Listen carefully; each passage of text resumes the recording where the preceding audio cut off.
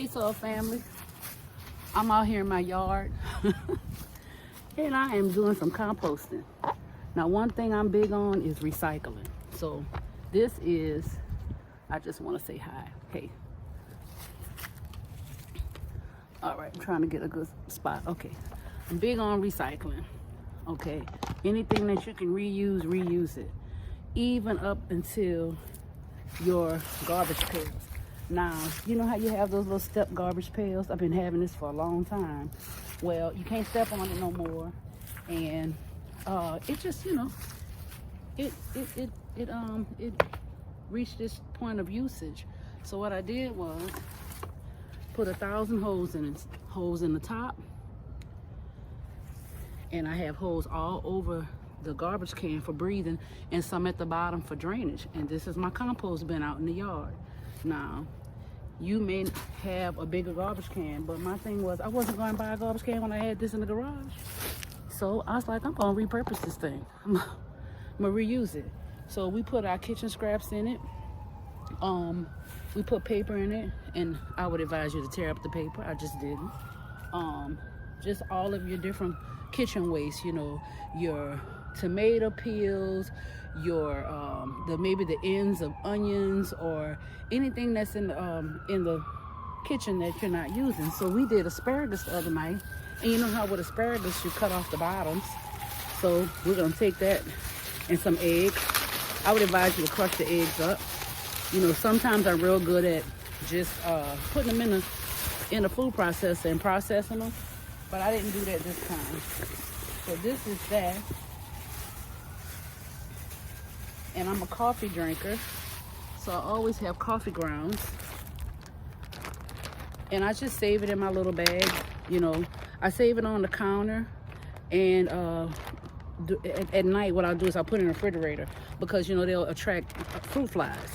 So I just put it in a bag, stick it in the refrigerator. I cook and everything, so I have an extra refrigerator outside. I mean, some people do, some people don't. If you have the extra refrigerator room in a spare refrigerator, or if you have a freezer, I would advise you to put it in there because you don't want to look at that every time you open up your refrigerator. You don't see all this crap. But anyway, you know, my grandkids love fruit, so there's like the tops of strawberries, just different peels and stuff, and we just take that, put it in there.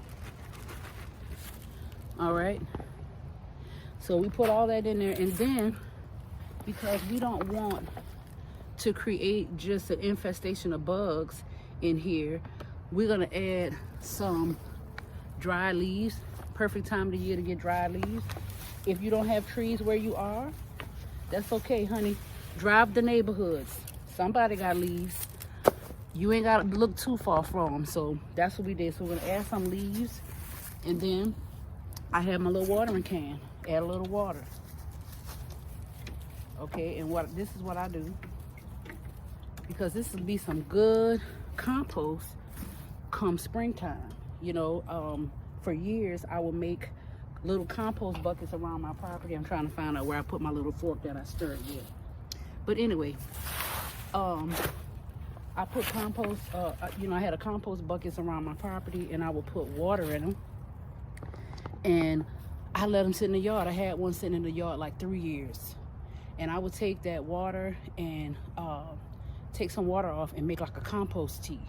And I noticed this year I did not have that compost tea in the yard to water my plants with, and I saw a big difference in my vegetables. And I mean, my compost tea was typically kitchen scraps and water. That's all. I didn't make any particular thing. I put some soil in it, not much, and I just left it in the garden in a bucket with some holes in the top so it can breathe and not burst. And every now and then I would go in there and stir it. And yes, it stinks to high heaven. If you smell fish fertilizer times 10. It stinks, smell like a dead body in your yard. But guess what? It had good nutrients in it. It had nitrogen in it. It had phosphorus from the banana peels, nitrogen from the coffee grounds, and then whatever else I could throw in it with some water. And I just stirred it every now and then. And like I said, when I got ready to water my garden, maybe once a month, I'll just pour some of it off. I tell my family to let them know that there was no dead animal in our yard, or nobody came in our yard and killed over, because it stinked. and I would water my plants with it, and honey, my plants loved it. So this year I saw that I need to get back to doing that. So I started my little compost thing here. I'm still looking for that fork. I'm gonna find it. It's somewhere in here. God forbid if I left it in this bucket, because that's gonna be nasty to dig in. But if you have an old garbage can, an old bucket, an old pail or something, make you a compost bin in your yard. And we have some other compost bins that we're going to be making out of this like chicken wire, and we're going to put our leaves in it and make leaf mold. So take advantage of all the free resources that you have, the ones from your home. You can go to coffee shops and get coffee grounds to add to your compost to kind of ignite it. And you know, if you're trying to do a hot compost, anything that you can find. I worked at a retirement home for a long time, and I would just ask the chefs for all the scraps of the vegetables and stuff. I mean, you don't have it unless you ask. You know, you don't have unless you ask. So ask for it. You may have a friend that works in a restaurant or a school cafeteria, a bakery, or anything like that. Get all those things. That's free compost for you and free nutrients for your garden. So thank you again for stopping by the Garden of Eden. We're going to get back to doing this compost. I'm going to get up in here and stir this compost. Y'all have a Merry Christmas. Y'all be blessed and enjoy your family. Bye-bye. Found it. It was on the table. Alrighty. Bye-bye again.